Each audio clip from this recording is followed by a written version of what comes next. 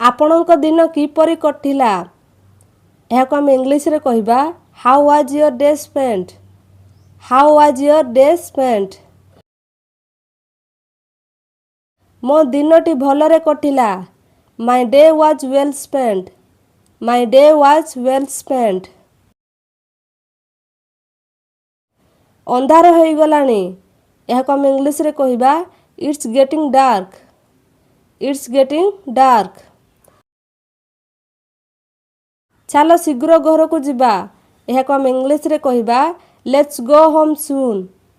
Let's go home ସୁନ୍।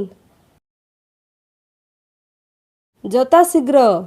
ଏହାକୁ ଆମେ ଇଂଲିଶରେ କହିବା as early as possible। as early as possible। ମୁଁ ତୁମକୁ ପୂର୍ବରୁ କହିଥିଲି। ଏହାକୁ ଆମେ ଇଂଲିଶରେ କହିବା I told you before। I told you before। ମୋର ମନେ ନାହିଁ ତ। ଏହାକୁ ଆମେ ଇଂଲିଶରେ କହିବା I don't remember। I don't remember। ତୁମେ ସବୁ କିଛି ଭୁଲି ଯାଇଛ। ଏହାକୁ ଆମେ ଇଂଲିଶରେ କହିବା You forgot everything। You forgot everything। ମୁଁ ତୁମକୁ କେବେ ବି ଭୁଲି ପାରିବି ନାହିଁ। ଏହାକୁ ଆମେ ଇଂଲିଶରେ କହିବା I will never forget you। I will never forget you। ମୁଁ ତୁମକୁ କେବେ କ୍ଷମା କରିବି ନାହିଁ। ଏହାକୁ ଆମେ ଇଂଲିଶରେ କହିବା I will never forgive you। I will never forgive you। ମୋ ସହିତ କଥାବାର୍ତ୍ତା ହୁଅନି। ଏହାକୁ ଆମେ ଇଂଲିଶରେ କହିବା Don't talk to me। Don't talk to me। ତୁମର ଜୀବନକୁ ନଷ୍ଟ କରନି। ଏହାକୁ ଆମେ ଇଂଲିଶରେ କହିବା Don't spoil your life। Don't spoil your life। ମୁଁ ବୁଝିପାରୁନି। ଏହାକୁ ଆମେ ଇଂଲିଶରେ କହିବା I can't understand। I can't understand। ମୋତେ ଦୟା କର। ଏହାକୁ ଆମେ ଇଂଲିଶରେ କହିବା Do me a favor। Do me a favor। ସେ ସଚ୍ଚୋଟ ଅଟନ୍ତି। ଏହାକୁ ଆମେ ଇଂଲିଶରେ କହିବା He is honest। He is honest। ମୁଁ ଏହାକୁ ପାଇଲି। ଏହାକୁ ଆମେ ଇଂଲିଶରେ କହିବା I find it। I find it।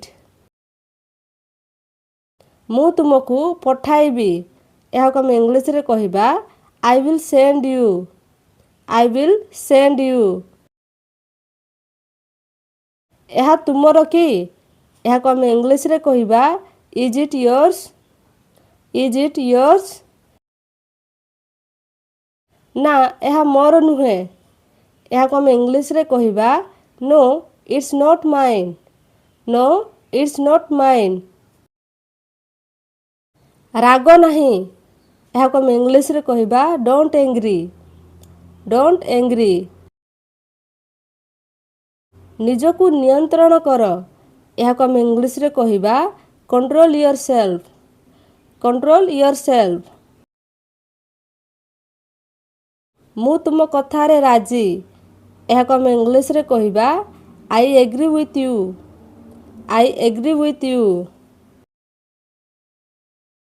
ଏହା କହିବା ବହୁତ ସହଜ। ଏହାକୁ ଆମେ ଇଂଲିଶରେ କହିବା It's very easy to say। It's very easy to say। ତୁମର କୌଣସି ଅଧିକାର ନାହିଁ। ଏହାକୁ ଆମେ ଇଂଲିଶରେ କହିବା You have no right। You have no right। ମୁଁ ଯାହା କରେ ମୋତେ ଭଲ ଲାଗେ।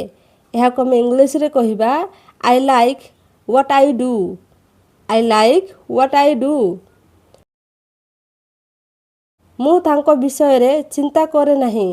ଏହାକୁ ଆମେ ଇଂଲିଶରେ କହିବା I don't care about him। I don't care about him। ମୁଁ ସବୁବେଳେ ମୋର ପ୍ରତିଜ୍ଞା ପାଳନ କରିବି। ଏହାକୁ ଆମେ ଇଂଲିଶରେ କହିବା I will always keep my promise। I will always keep my promise। ମୁଁ ତୁମ ପାଇଁ ସବୁ କିଛି ପରିତ୍ୟାଗ କରିବି। ଏହାକୁ ଆମେ ଇଂଲିଶରେ କହିବା I shall forsake everything for you. I shall forsake everything for you. ମୁଁ ତୁମକୁ କେବେ ବି ଛାଡ଼ିବି ନାହିଁ। ଏହାକୁ ଆମେ ଇଂଲିଶରେ କହିବା I will never ever leave you. I will never ever leave you. ମୁଁ ତୁମକୁ କେବେ ବି ଯିବାକୁ ଦେବି ନାହିଁ। ଏହାର ଇଂଲିଶ କ'ଣ ହେବ କମେଣ୍ଟରେ ଲେଖିକି ଜଣାନ୍ତୁ।